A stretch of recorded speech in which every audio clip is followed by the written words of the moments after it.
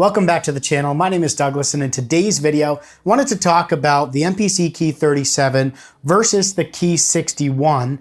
Now that I've had these for quite a while and have been able to play on both of them, what would I choose in 2025 if I had to choose one of them? Which one is my favorite? What do I gravitate towards if I'm like, I need to make a beat, I want to play the MPC? Which one do I go to? I'm going to talk about that in this video. I'm going to show you some differences on both of these from a hardware perspective because they both have the same screen, they both have the same operating system. And so functionality wise within the actual operating system is exactly the same. It's just how you access some of the features with shortcut buttons and things like that we're gonna talk to as I work through and show you the panels and the hardware layout of these keyboards. So first, I'm gonna talk about things on the 61 that I like that the 37 doesn't have. And then I'm gonna flip it, things on the 37 that I like that the 61 doesn't have. And then I'll conclude with which one I would choose in 2025. So at the time of making this video, the 37 retails for $8.99 US, the 61 for $14.99. So keep that in mind as we're talking about the differences between the two and what I like better. This is not a sponsored video. I bought both of these outright. I've had the 61 for a long time, and then the 37 came out, and because I make so many videos for my channel and I wanted this form factor, I ended up picking up the 37 as well. So let's jump into it. I'm gonna show you what I like on the 61 that the 37 doesn't have. So starting on the left, we have a different configuration of buttons over to the left of our 16 pads. We have this touch bar here that's pretty nifty and fun to play with that doesn't exist on the 37. I don't use it a lot, but when I do use it, it's really fun to have that tactical touch bar there rather than having to use a touch bar on the screen. The pads themselves are identical. The placement of the pad banks is over here versus above the pads on the 37.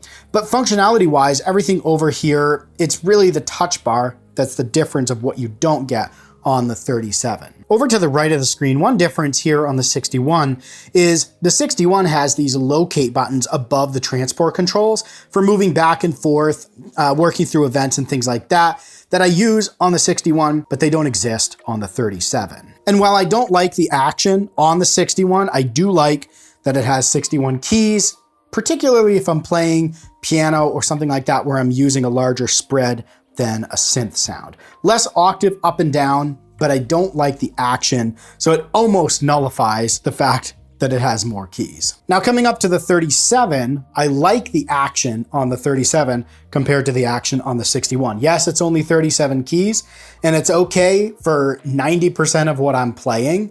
And I do find myself having to octave up and down sometimes, but for the most part, I prefer the keys on the 37 to the 61. Of course, I mentioned we don't have the touch bar here. I like the placement of the buttons, both underneath the screen and around the pads and in this area here. It's a little more compact, it's a little easier to get to, and I really like the placement of these underneath the screen rather than up in the right corner on the 61. So another reason I like the 37 is these quick buttons underneath the screen. Coming over to the right, like I mentioned, we're missing those locate buttons above the transport controls, but they've added a dedicated save as button right here. And I find myself using that a lot rather than having to come into the menu and going save. It allows you to quickly save your project right from that button. It's just a great little feature that I like on the 37. So on the back of the 37, really the only thing that's there that I like that's not on the 61 is that SD card slot. Coming down to the 61 has quite a bit more for inputs and outputs, specifically on the audio interface. So one big thing I like on the 61 is the fact that not only do we have XLR 1/4 inch combo inputs, we also have phantom power, 48 volt phantom power that we can turn on for the microphone that you've got plugged in. So much easier to record audio on the 61. You also have an extra USB cable, a network cable. So if you don't want to use Wi-Fi, you can still plug in with an Ethernet cable.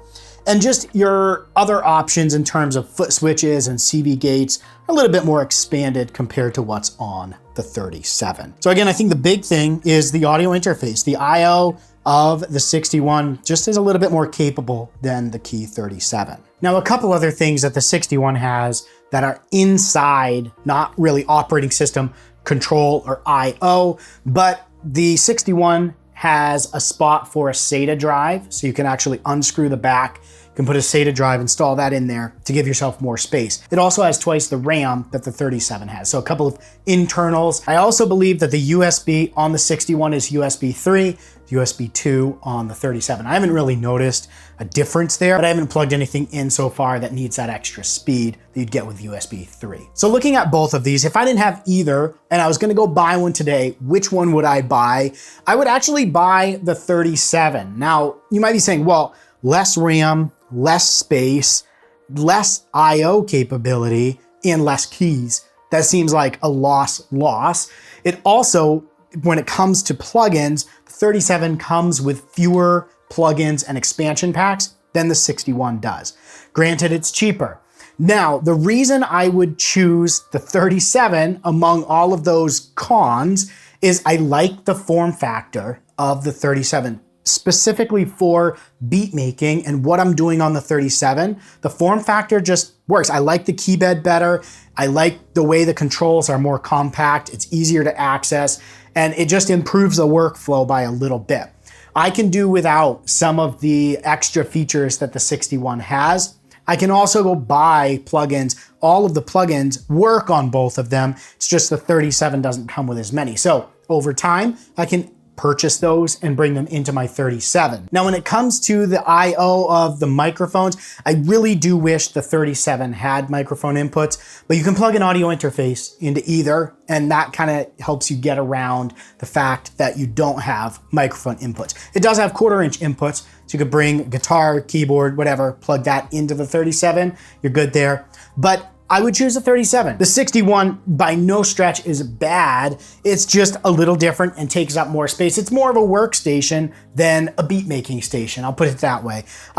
Personal preference. Neither of them are bad. It's just what is important to you as a musician. How portable do you need it to be? And then how much do you want all the plugins and expansion packs that the 61 comes with compared to what the 37 comes with. I have videos talking about the direct comparisons there, so check those out on my channel if you want. And if you're trying to get into beat making, trying to decide, do I get one of these?